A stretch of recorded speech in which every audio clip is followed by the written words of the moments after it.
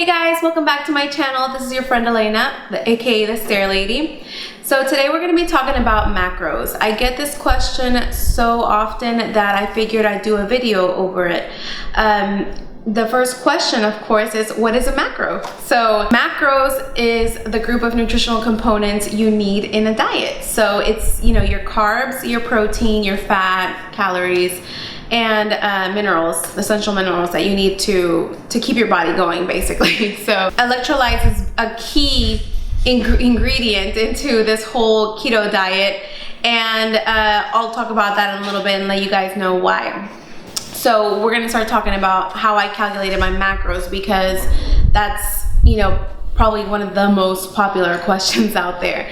And so this is what happened whenever I started researching and getting into keto. I didn't know any of this information. Obviously, it was all new to me. So what I did was I got online like everybody else, Googled and researched and read and did all that work, and got on these forums, on Facebook groups, trying to figure out what is a macro, how I can calculate it, how it's going to help me, etc. So I came to the conclusion that everybody was using this calculator that I've recommended before, and I still use it to this day. So the calculator, and I'll put a link below, is going to be from www.ruled.me.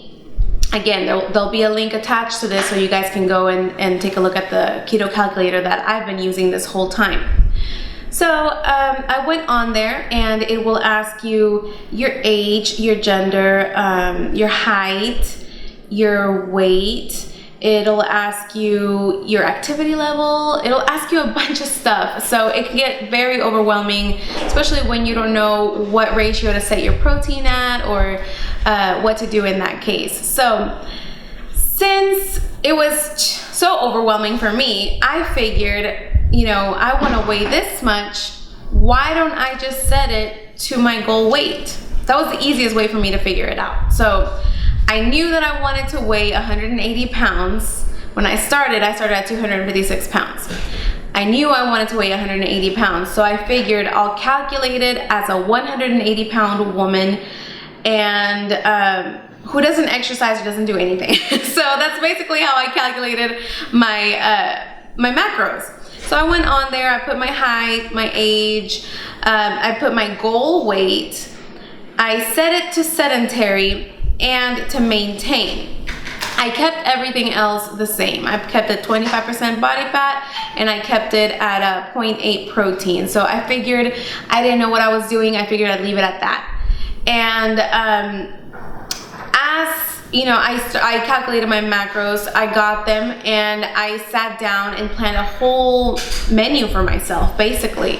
I figured what I was gonna have for breakfast, what I was gonna have for lunch, what I was gonna have for dinner. If I got hungry in between, I had a backup. Usually my snacks are cheese and pepperoni or salami. If it interferes with my calories or my macros for the day, then I will go for a water, tea, coffee, I can't drink my coffee black. I have to have like a splash of heavy cream, so I'll do that. And if I'm really hungry and I feel like I need to eat something, I go for sugar-free Jell-O. It's only 10 calories. It doesn't have any carbs, so that's my go-to emergency plan right there. And a lot of people, will disagree with me. They'll say, hey, that's not keto because of the sugar in there and everything. My keto, because everybody's keto is different, is if it fits your macros. Now that's another thing. I started doing keto for my personal was for weight loss. So that's why I started doing keto. My husband's goal was to lower his cholesterol and triglycerides. He was already thin. It's just his triglycerides and his cholesterol were high. So he needed to balance that out and get it down. So that was his goal. My goal for my daughter is to prevent any illnesses, that come from being overweight. So she's still a little girl, and my goal for that is for her to grow up in a healthy lifestyle with us. So everybody's keto is different. So, what works for me might not work for you, might not work for the next person. My daughter is actually insulin resistant, so she can't have a lot of the things that we can in the if it fits your macros. So I have to be very careful with her food when it comes to that. So now that I've told y'all how I calculated my macros, I sat down and created a menu for myself. As I approached that goal weight that I had set for myself at 180 pounds, I started slowing down, and I started almost like, hitting a plateau, and I didn't know what was going on. And my dad mentioned one day, hey, well, aren't you already at your goal weight, or aren't you close to your goal weight? And I thought, yeah, that's right. I didn't think about it. So I had to recalculate my macros, and everyone always says you should recalculate your macros every month or every 10 pounds that you lose. But the way that I set it up was at a goal weight. So as I was approaching that, I forgot that I had set it at 180 pounds.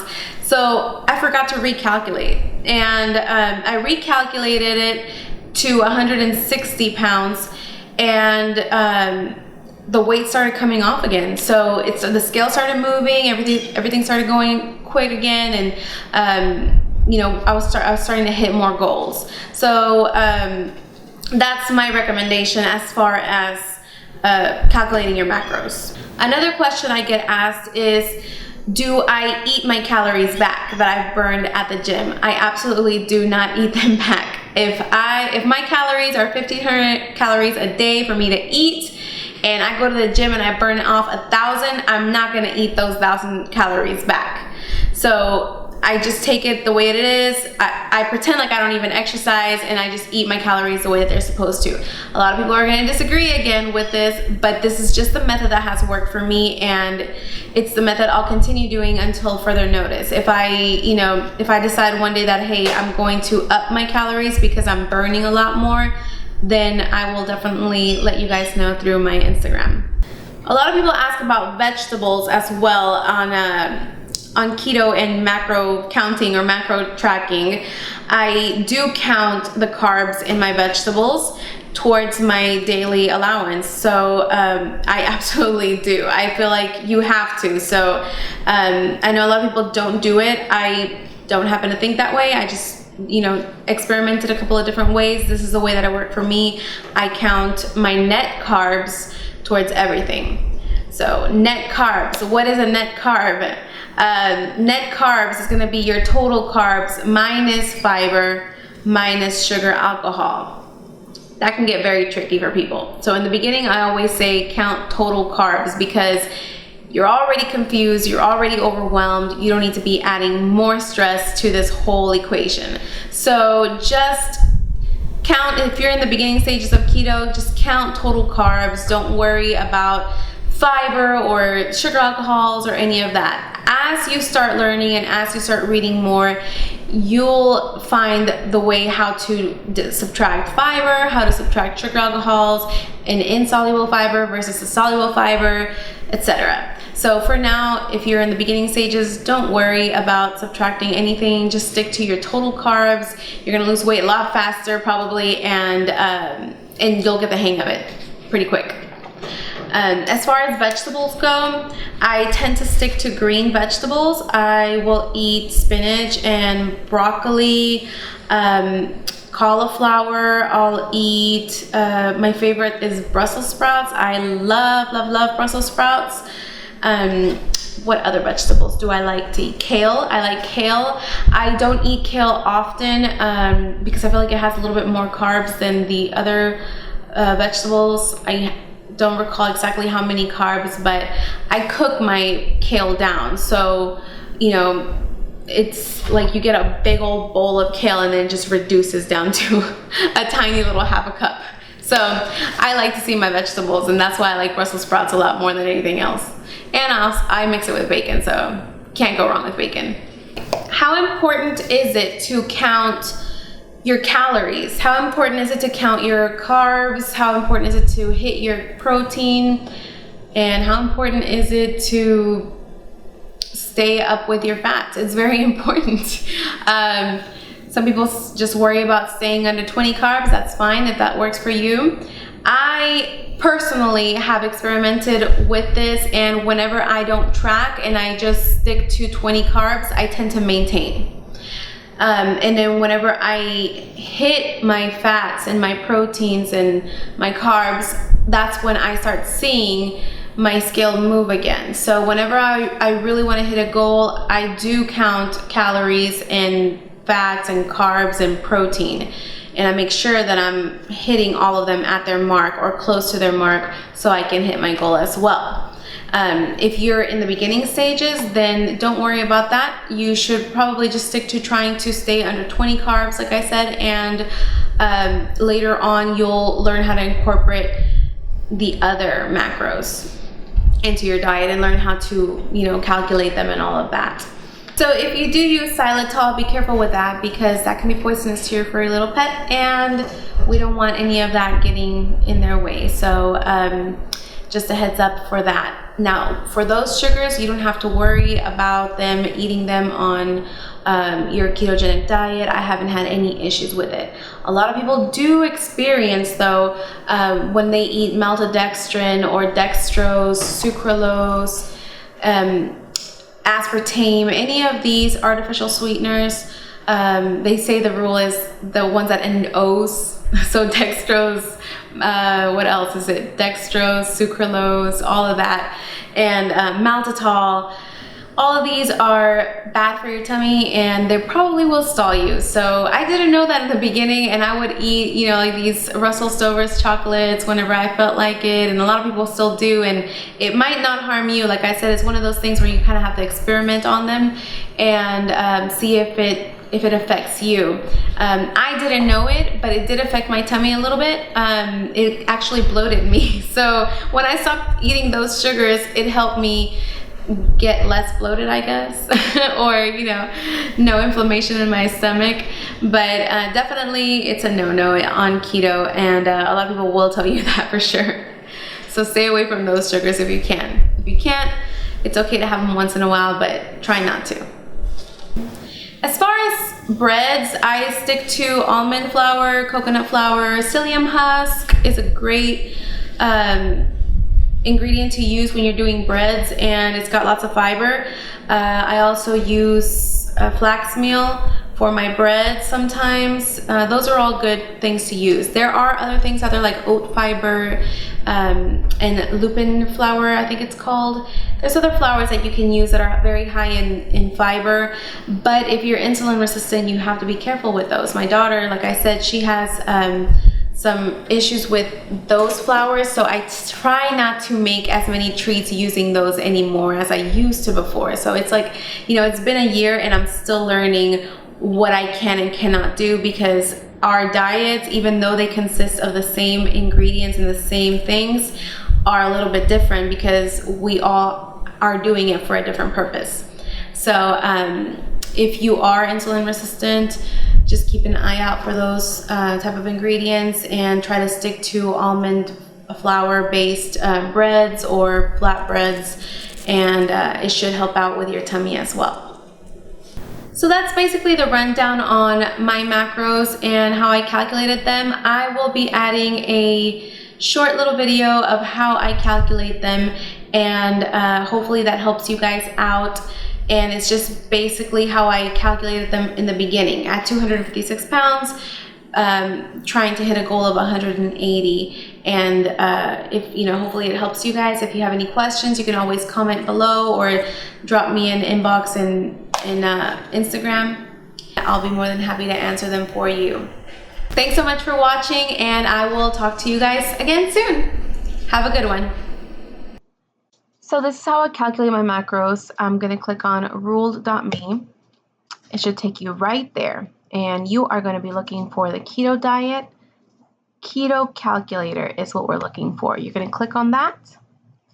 And this is exactly how I got started. So female, we've got that. I am 5 foot 4 inches.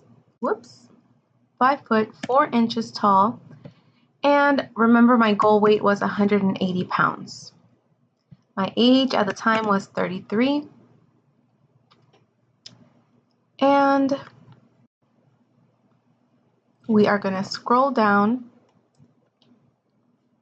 Sorry.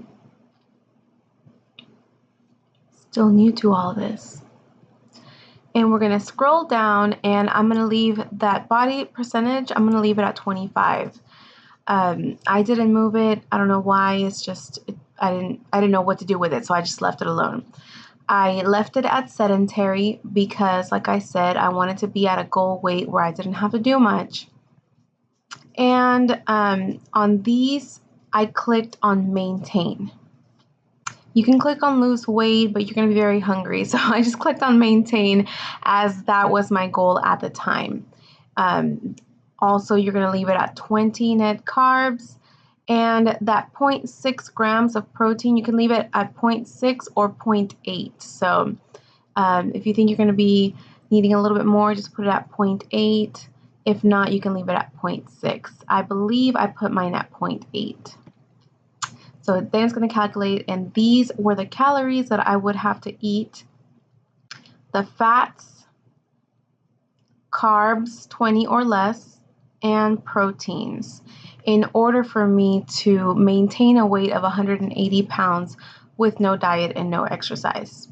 So if you are wanting to figure yours out, all you have to do is go to the very top and calculate them according to your goal, and hopefully that gets you to your macros and to where you want to be. Right now, I'll show you guys where I'm at. So my goal right now is, I set it at 135 so I can see the scale move. I really don't care much for hitting that number.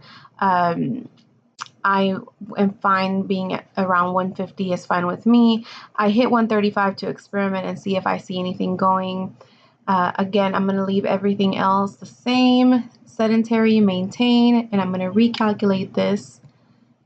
And my new macros are 1459 calories, 117 fats, 20 carbs, and 81 protein. So I hope this helps. And if, like I said, if you guys have any questions, just comment below or send me an inbox through Instagram, and I'd be more than happy to help you.